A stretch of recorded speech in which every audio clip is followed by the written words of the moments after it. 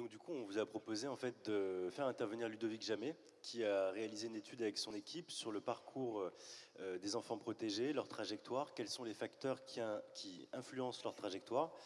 C'est une recherche action qui sera présentée plus en détail demain dans l'atelier numéro 1. Mais Ludovic, on souhaitait justement avoir votre point de vue et puis un retour d'expérience sur cette recherche. Merci beaucoup. Bonjour à tous. Alors, la loi du 16 mars 2016 relative à la protection de l'enfant a, dans son titre 2, consacré l'impératif de, je cite donc, travailler à la sécurisation du parcours de l'enfant en protection de l'enfance. Alors, cet impératif soulève de nombreuses questions, des questions d'ordre philosophique. Qu'entend-on par sécurisation d'un parcours en protection de l'enfance? Des questions d'ordre éthique. Quelle place et quelle posture les professionnels doivent-ils adopter pour accompagner un enfant dans son parcours de prise en charge? Et bien entendu, des questions d'ordre pratique.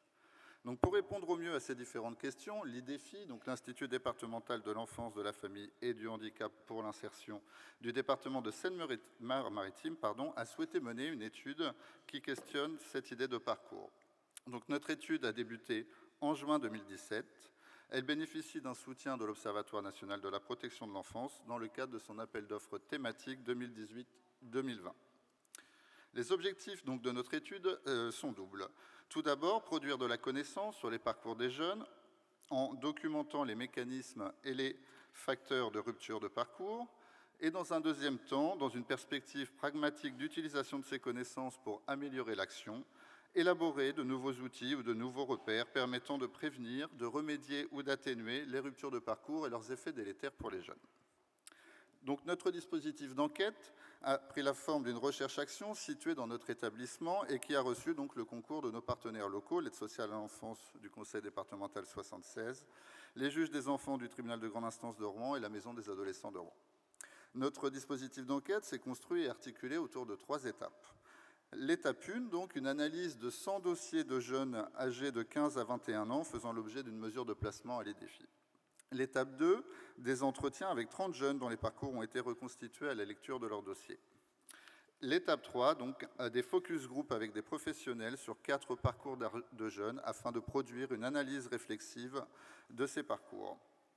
Alors, le premier résultat que je voudrais vous présenter a trait à la modélisation d'une typologie des parcours des 100 jeunes dont nous avons analysé les dossiers. Donc, nous avons cherché, durant cette analyse de dossier, à identifier précisément certains indicateurs qui renvoient à des données de différents ordres. Les données sociodémographiques tout d'abord, les données administratives et juridiques, donc via le type et le nombre de mesures, les données sur la caractérisation des dangers et sur la maltraitance subie, les données relatives à la construction du parcours, l'âge moyen à la première mesure ou au premier placement, le nombre de lieux d'accueil différents, etc. Et enfin, des données sur les problématiques associées, donc le nombre d'enfants qui ont bénéficié d'une notification MDPH, ceux qui bénéficient d'un suivi psychiatrique et ou psychologique, ceux qui ont vécu des hospitalisations psy, etc. etc. Alors, en croisant les résultats obtenus sur les périodes exposées aux ruptures et sur les différentes expériences qu'ils revêtent, et en les associant ces résultats à ce que l'on appelle donc aux indicateurs de pathologie associés, les hospitalisations psychiatriques, les notifications MDPH, nous avons pu élaborer donc une typologie des parcours à partir de 2 axes. Donc, entrée précoce dans la protection de l'enfance, entrée tardive dans la protection de l'enfance, en prenant en considération donc l'âge moyen au premier placement. Et enfin, donc, deuxième axe, période de stabilité, période d'instabilité, en prenant en considération le nombre d'accueils différents qu'a vécu un jeune durant son parcours et le nombre de changements non préparés ou en urgence qu'il a pu vivre également. Nous obtenons donc 4 types de parcours qui constituent autant de groupes de jeunes. Nous avons donc dans le groupe 1 22 jeunes qui sont entrés précocement dans la protection de l'enfance et qui ont connu un parcours heurté. L'âge moyen de ces jeunes au premier placement est de 3 ans et 10 mois. Ces jeunes ont vécu 8,75 placements ou accueils différents durant leur parcours. Le nombre de changements non préparés ou anticipés est de 3,8.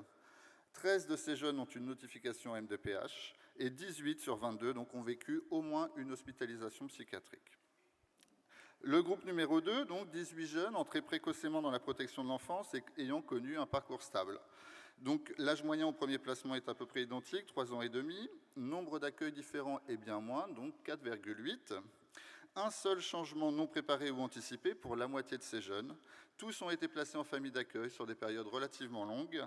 7 ont une notification MDPH, souvent en IME, et aucun n'a connu d'hospitalisation psychiatrique dans son parcours. Le groupe 3, 20 jeunes entrés tardivement dans la protection de l'enfance et qui ont connu un parcours heurté. Donc l'âge moyen au premier placement est de 13 ans, le nombre d'accueils différents est de 7,15, donc sur un délai extrêmement restreint. 2,8 changements non préparés ou en urgence, aucune période de stabilité, ce sont des jeunes qui passent de famille d'accueil en MEX, de MEX en service d'urgence. 14 sur 20 ont eu au moins une hospitalisation psychiatrique et les autres bénéficient tous d'un suivi psychiatrique, soit en CMP, soit en maison des adolescents, soit en hôpital de jour. 6 bénéficient d'une notification MDPH, dont 5 pour un ITEP. Le groupe 4, enfin, le dernier groupe, le plus volumineux en termes de nombre d'enfants, 38 jeunes entrés tardivement également dans la protection de l'enfance et qui ont connu un parcours stable. L'âge moyen au premier placement est de 13 ans et quelques mois, 3 mois. Dans ce groupe, il y a 15 mineurs non accompagnés, ce qui explique également la stabilité. Nombre d'accueils différents, 2,5. 30 jeunes sur 38 n'ont jamais vécu de changement non préparé ou en urgence. Donc, on constate pour ce groupe des périodes de stabilité en MEX de plusieurs années, et 3 sont ou ont été accueillis en AFR après un passage, en accueil familial renforcé après un passage en MEX. Alors, quels sont les ressorts et les mécanismes qui peuvent expliquer les parcours distincts, notamment les parcours distincts 1 et 2, pour des jeunes donc, qui sont entrés précocement en protection de l'enfance et dont l'exposition à une maltraitance ou négligence a finalement été très réduite dans le temps, puisque l'âge moyen du premier placement est de 3 ans et demi pour ces deux groupes. Alors, nous avons identifié plusieurs éléments qui permettent de comprendre ces différences. Tout d'abord, l'analyse des 100 dossiers montre une exposition à des types de maltraitance de nature différente. En effet, on remarque une surreprésentation des motifs de première décision ou des révélations durant le parcours, en cours de placement, qui renvoient au comportement sexualisé ou à des maltraitances sexuelles de la part des parents. Donc ce type de motif est également surreprésenté dans les groupes au parcours heurté, donc les groupes 1 et les groupes 3, ceux qui manifestent le plus de souffrance psychique, et également donc surreprésenté dans les situations des jeunes qui ont vécu des hospitalisations en service pédopsychiatrique. Donc, ainsi, il est fait mention de comportements sexualisés ou maltraitance sexuelle pour 65% des jeunes hospitalisés au moins une fois, alors que cette mention n'apparaît que pour 30% des jeunes si on rapporte au public global. Dans le même ordre d'idées, cette catégorie est associée à la quasi-totalité des jeunes hospitalisés au moins 3 fois. Donc ça concerne 15 jeunes, et pour 13 de ces 15 jeunes, il y a bien une notification à un moment donné dans le dossier de comportement sexualisé ou de maltraitance sexuelle des parents. Outre cet élément, qui renvoie donc au type de maltraitance vécue et subie par ces jeunes, d'autres facteurs semblent participer à modeler des parcours différents. Ce sont des facteurs iatrogènes à la prise en charge en protection de l'enfance, c'est-à-dire des facteurs qui sont du fait même de la façon dont la réponse institutionnelle s'exprime. On peut notamment citer en guise d'exemple les traumatismes liés aux conditions dans lesquelles se sont réalisées les premières séparations avec les parents, mais également avec la fratrie. Et nous avons de nombreux jeunes qui nous ont fait part durant les entretiens de scènes traumatiques liées à une séparation, scènes traumatiques qui les ont laissés dans des états de sidération ou de rumination hypermnésique. Deuxième exemple, la difficulté à faire confiance à l'adulte qui fait suite au retentissement de cet événement traumatique. Et beaucoup de jeunes déclarent également dans les entretiens et qui disent avoir vécu ou subi une séparation particulièrement violente, déclarent dans les entretiens ne rien attendre des éducateurs. J'attends rien d'eux, de toute façon je ne peux pas leur faire confiance, etc. Troisième élément, donc une proposition institutionnelle insuffisamment solide ou soutenante, avec par exemple des changements de lieu d'accueil qui sont liés à des logiques organisationnelles, une attente de place en famille d'accueil qui fait perdurer une situation transitoire ou qui ne permet pas d'accueillir toute une fratrie. Et également donc des changements de lieu d'accueil liés à des logiques professionnelles, avec le départ en retraite ou la démission d'une famille d'accueil. Alors, ces différents éléments s'entremêlent pour alimenter deux dynamiques possibles. Ce que nous avons appelé une dynamique morbide, le groupe 1, donc, avec le parcours précoce et beaucoup de périodes d'instabilité, et une dynamique résiliente, donc le groupe 2, avec un parcours précoce, mais des périodes de stabilité. Alors le choix du terme morbide a fait l'objet de discussions au sein de notre équipe de recherche. Donc il faut ici entendre morbide dans son acception littérale, c'est-à-dire qu'il y a un rapport et un lien avec la maladie qui est pathologique. Alors qu'a-t-on cherché à expliquer avec cette idée de dynamique morbide? Eh bien, pour un certain nombre de jeunes, dont la structure psychique a été sérieusement mise à mal par une exposition à des situations de maltraitance graves, souvent à caractère psychologique et sexuel donc, l'institution ne va pas réussir à stabiliser un premier accueil. Ou alors, les conditions dans lesquelles vont se dérouler ce premier accueil vont créer un tel trauma que cela va engendrer par la suite un enchaînement d'événements ou de réponses qui vont constamment alimenter les difficultés développementales du jeune. On constate ainsi que ces enfants, après une première séparation traumatique ou un premier échec de placement, peuvent développer une déficience adaptative ou des comportements problèmes réactionnels qui vont contribuer à rendre difficile un lien d'attachement avec un professionnel. Ces enfants développent alors des mécanismes de refoulement et un déficit de régulation émotionnelle, des difficultés à mettre en lien les événements vécus et les émotions ressenties. L'une des conséquences est notamment donc une grande difficulté à construire un accordage avec un professionnel.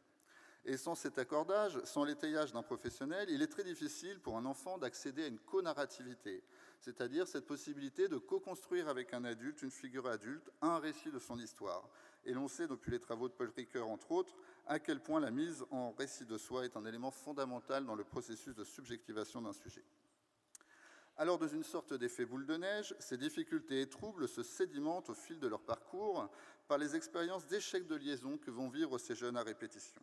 Ce sont là des jeunes qui peuvent vivre des échecs de 4, 5, 6 familles d'accueil différentes, et échecs d'accueil qui, à chaque fois, sont des facteurs aggravants de leurs troubles et de leurs difficultés.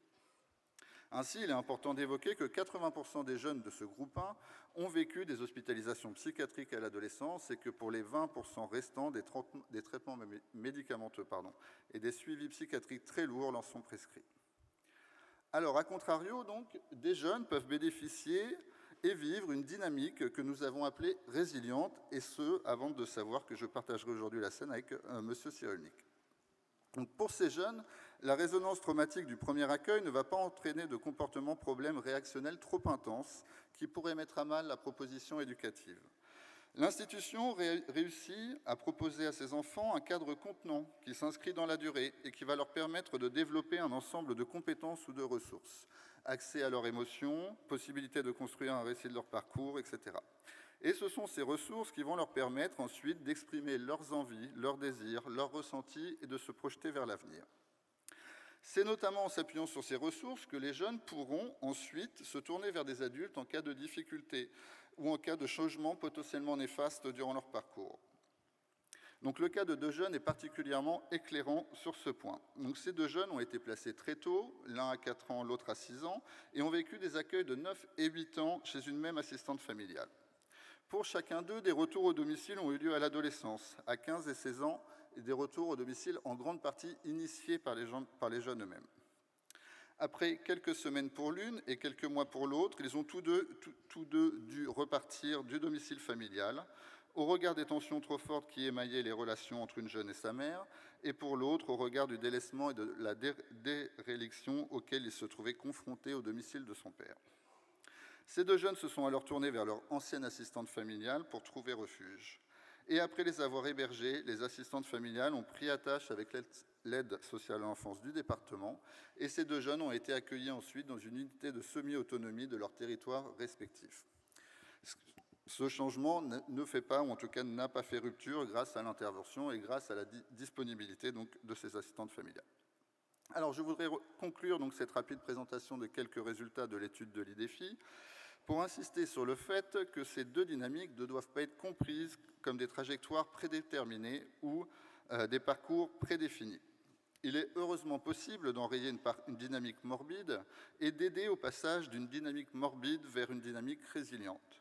C'est ce que les sociologues français Marc Bessin et Michel Grossetti appellent des bifurcations, ou ce que le sociologue américain Andrew Abbott définit comme un turning point, c'est-à-dire l'ouverture d'une séquence qui propose de nouvelles modalités de relation aux autres et de nouvelles expériences sociales et qui vont reconfigurer notre rapport au monde. Dans le cadre de ces deux dynamiques et du parcours des jeunes, Il apparaît clairement que les professionnels doivent essayer d'ouvrir une nouvelle séquence qui soit suffisamment longue, stable et signifiante pour l'enfant, afin qu'elle permette accordage, attachement ou encore co-narrativité. In fine, c'est certainement ici, dans la possibilité de bifurquer d'une dynamique morbide vers une dynamique résiliente, que se joue le potentiel thérapeutique d'une prise en charge en protection de l'enfance. Et c'est certainement vers cet objectif, au-delà de l'impératif de protection des enfants et des jeunes en situation de danger à leur domicile parental, que doivent tendre l'activité de nos services, l'énergie et la compétence de nos professionnels de terrain. Merci pour votre attention.